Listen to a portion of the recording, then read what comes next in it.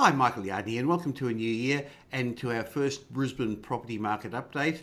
And I've got with me today Brett Warren, Senior Property Strategist of Metropole in Brisbane. Welcome, Brett. Thanks, Michael, and Happy New Year. Fantastic. Now, we both had a break and we're looking forward to a new year ahead.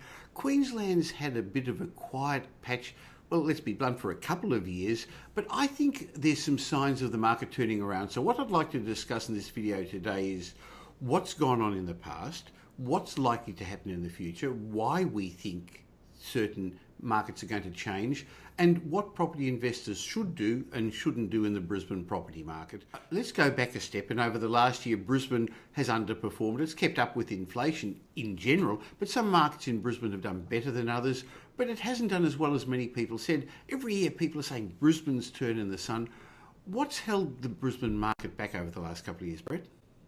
Absolutely, Michael. It's actually been fairly frustrating, and as an investor myself, looking back on the Brisbane market, there hasn't been a lot of media commentary on that either. So, I actually undertook some research myself, and just discovered that since the mining downturn in particular, our jobs have probably halved. Our jobs growth and employment, our immigration levels, and things like that. So, without the jobs being created, without people coming to Brisbane, the demand for housing is greatly reduced. So that pressure for upward pressure on prices is non-existent, and it hasn't been existent up until this point in time. That's a really good point, because people say, but it's half the price to buy a house in Brisbane than it is in Sydney. The weather is nicer, and all that is true. But people don't move from one state to another, or in fact one country to another, unless there's good jobs and good job prospects. Sure, they want the lifestyle as well. But I see some signs changing there. So as property investors or home buyers, if we're wanting to find a location that's going to outperform, we've got to look at the big picture of what's happening to Australia, then what's happening in each state, and then narrowing down to local supply and demand factors in that location you're wanting to buy in. So the big picture of Australia, I can see 2018 being another reasonably good year. Sure, there's going to be political turmoil overseas and locally, uncertainty about what's happening, but we're creating jobs. Our economy is the envy of most developed countries. We've gone without a recession for a long time. Reserve Bank is probably going to hold interest rates much the same this year. It would like to lower them a bit to stimulate the economy, but it can't afford to do that because it's going to stimulate our property markets. And I think another major factor, Brett, that's going to affect our property markets this year is what APRA is going to do. It's tightened the restrictions for a couple of years now, but it's probably going to leave us alone because it's done its job. It's taken the heat out of the Melbourne and Sydney property markets. So all that being equal, our economy is going to be conducive to the property markets continuing to grow. So let's look at what's happening in the state of Queensland before we dig down deeper to the local separate markets. What's ahead for Queensland? Yeah, like you said, Michael, for that growth to come to Brisbane and in particular Queensland, things have to change and things have to start turning around. We are starting to see those early signs. So throughout 2016, Brisbane actually led the nation for overseas migration. And since 2015, our interstate migration has rapidly increased as well. So people are starting to return to Brisbane. Recently, we had figures suggesting that jobs growth was actually at a 10-year high. So a lot of those projects that were kind of held back during that mining downturn, we're really transitioning into that stage, and there's more jobs being created, a bit more certainty, and people are coming back to Queensland. Well, I think the governments have encouraged a property boom in a number of states after the mining downturn. So a lot of your workers who were working in the construction phase of the mining boom went to the high-rise construction boom, and that's unfortunately created an oversupply in Brisbane. But now they're moving to the next phase where there's some great infrastructure projects. Now, this is good. I like it when the government spends on infrastructure. Your state government was very smart a number of years ago, spending it on the tunnels, which is giving you a great infrastructure system for your growth. And now there's some other great infrastructure projects in the pipeline. Absolutely. Look, 10 years ago, if you'd looked on the horizon, it was actually very disappointing because there was nothing of significance. There was a couple of on-again, off-again projects, but we look now, our three biggest employment hubs, our CBD is rapidly expanding with over 12 football fields worth of development, and that's going to create a huge amount of jobs. Our airport's getting a second runway that's going to also create more jobs, bring more people to the country and in particular to Queensland. And also our hospitals are expanding. So that's really exciting. And some of those infrastructure projects are in the billions and billions of dollars and will create a huge amount of jobs and economic growth in Brisbane. Now, I think we've got to be clear. We're not suggesting you necessarily should be investing right near those infrastructure projects. In fact, I think that the Queen's Wharf project is going to end up being a little bit like Docklands and a bit like Darling Harbour, that it's going to, just because of its bulk, create an initial oversupply. But what it is going to do is create jobs. And when people have got jobs, when people feel secure, they're going to spend money, and that's going to help the local economy. And if that happens, then people are going to buy houses. And so the cycle continues to move on. So I see that as an underpinning of the local Queensland economy. So that's good. And then, of course, there are markets within markets. So even if we look back over the last couple of years, Brett, some segments of the Brisbane market have done better than others. I guess the white elephant in the room, the one we've got to talk about, is the apartment market. How's that going? Yeah, look, that's been really disappointing. It's been a disappointing couple of years. That's been coupled with what we discussed before. There's not the migration, there's not the population growth to take up that oversupply. So from all data suggesting at the moment that we're actually starting to come towards the end of that construction phase. So we just need that the population to start increasing again to take up that oversupply, and that'll start to look a lot better. Well, the apartment market hasn't performed well, but how's the housing market performed? Yeah, actually really good. I know the average is probably around that 4% or so for the last 12 months, but there's been a number of reports in the paper recently about suburbs performing between 10 and 15% in the last 12 months. So if you understand the market and you actually know where to look, and you understand these factors that drive growth and property prices and things like that, you can actually do quite well in the Brisbane market. Well, clearly there's not one Brisbane property market, and so therefore we like investing in houses at the moment rather than apartments. Now, just because you own an apartment, I wouldn't be suddenly selling up. And we haven't ever bought what a lot of people would call apartments. In the past, we've bought what some people would call flats, those older established walk-up blocks of 2 or 3 levels that are still in great locations that you couldn't replace at the value that you'd be buying for today. But having said that, we've basically been looking for houses and ones to which we could add value or do some development. What makes some areas more popular than others, Brett?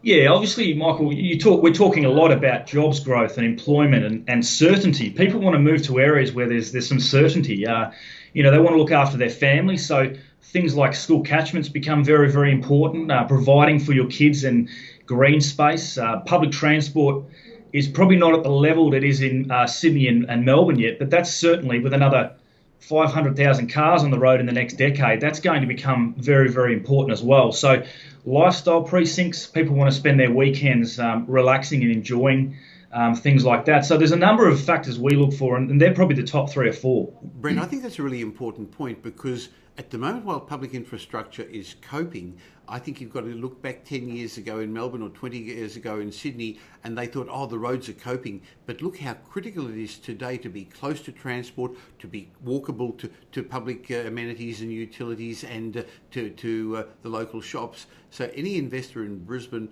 is going to protect themselves by having good proximity to your infrastructure and public transport in particular.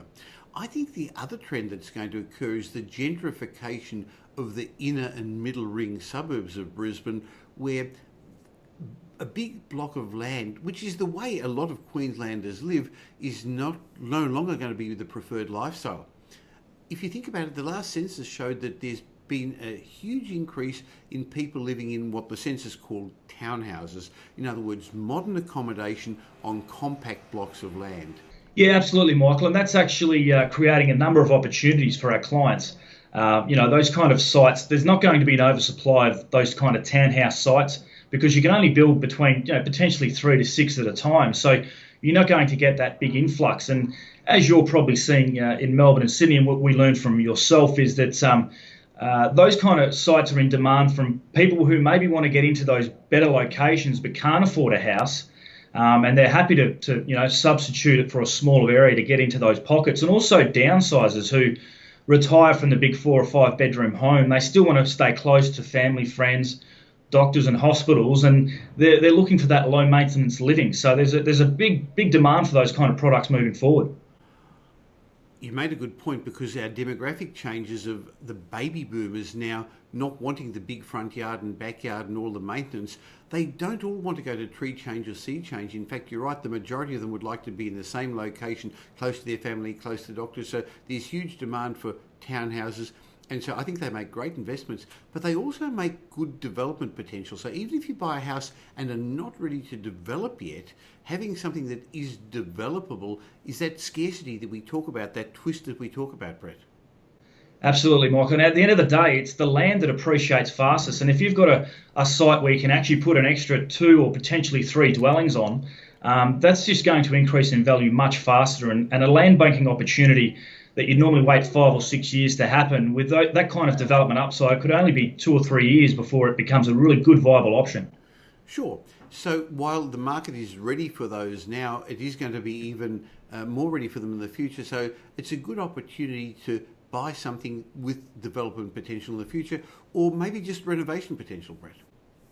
Yeah, definitely. And as you said, it's that gentrification. Not only are they moving properties over, but also the older people and the low socioeconomic areas and state housing are being moved out of these superior locations, and they're being opened up to young families and things like that, who are either knocking places over or undertaking substantial renovations and really giving an uplift to the area and the immediate location. And we've got opportunities for our clients in those areas, and they've really performed well, and they're the areas that are getting double-digit growth over the last 12 months.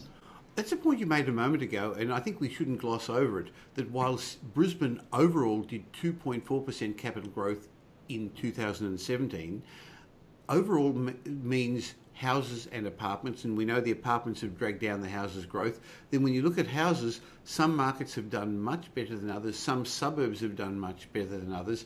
And what we do is we dig down, and when the latest census has given us some really helpful information, because what it has shown is the demographics, the people that are there, and that's in my mind one of the biggest medium to long-term drivers. So we look for locations for suburbs where people's wages have outperformed averages, and we'll find in some suburbs people's wages have grown 50%, 60% more than the average. So we know that on average wages haven't gone up much. Blue collar workers, the average worker's wage, if they're being lucky, if it's kept up with the CPI. But people in the finance industry, in service, certain, I can't even say it, Brett, service industries, their wages have gone up more.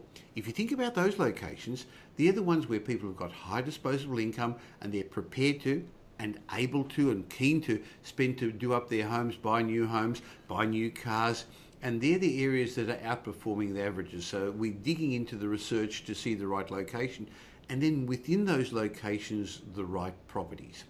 When you look at that though, Brisbane's a huge state. It actually is very big physically, and there's lots of sub-markets, and we're not really talking about regional Queensland, are we?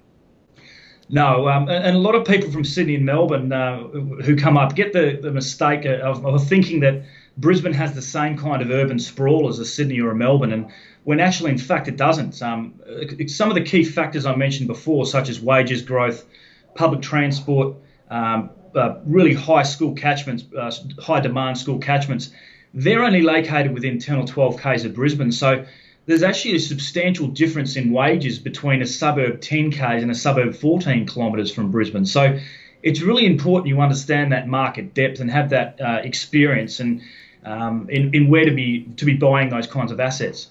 That's actually a good point, because I know that people vacation in Queensland, on the Gold Coast, on the Sunshine Coast, and it feels good. They see all the development, they think, hey, I should get into it. But boy, have those markets let people down. But it's much the same with others who fly in, fly out, whether it's investors, or I know we jokingly laugh at other buyers agents who come in and they look at the properties that we've discarded and think that they've got a bargain, because you can't understand a local market unless you live in it, unless you've bought in it and sold in it. As I know our buyers agents and experienced ex-estate agents, well, they're still licensed estate agents, but they don't sell anymore. And then you can get a lot of research on the internet, but you can't develop the perspective. That's experience that money can't buy. Yeah, most definitely. Look, most people in their life are probably lucky to purchase two or three properties, and we probably do that in a week sometimes. So it puts it into perspective. And when you're buying solely in the same, 19 or 20 suburbs in Brisbane, you get to know those areas intimately over a 5 to 10 year period. And as we talk about, and I quite often laugh about, sometimes one side of the road is a to-goer and the other side isn't. But if you didn't know the area, you wouldn't know that.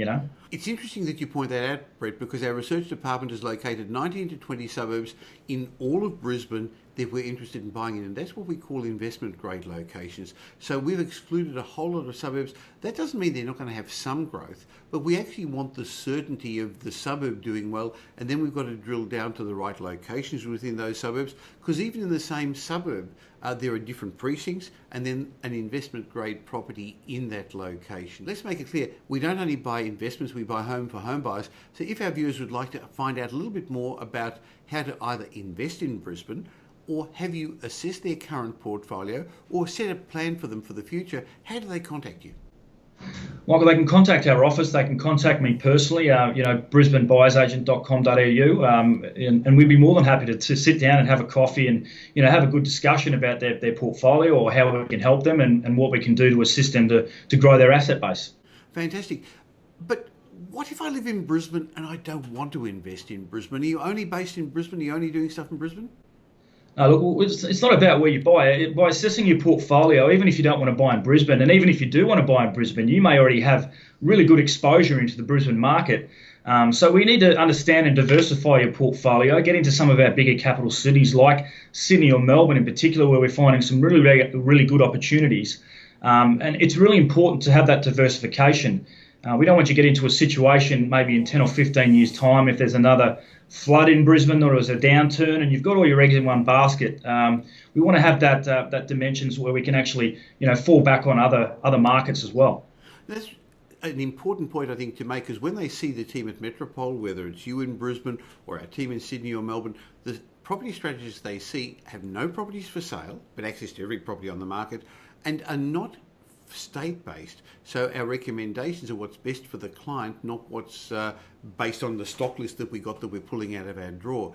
I know similarly, only a couple of minutes ago, Kate, one of our property strategists here, was saying that she's sending a client to Brisbane to buy a property because it was appropriate for them because they'd had a couple in Melbourne. And by seeing us, what you're going to be is be involved with the firm that's been involved in over $2 million worth of properties and being able to have a long track record that's known, proven and trusted. So brisbanebuyeragents.com.au, or give us a call at 1300 Metropole, and we look forward to being part of your investment journey.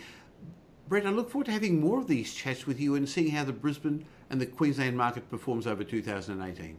Thanks, Michael. Looking forward to a really positive year. It's the numbers are starting to turn around, so let's see how it goes.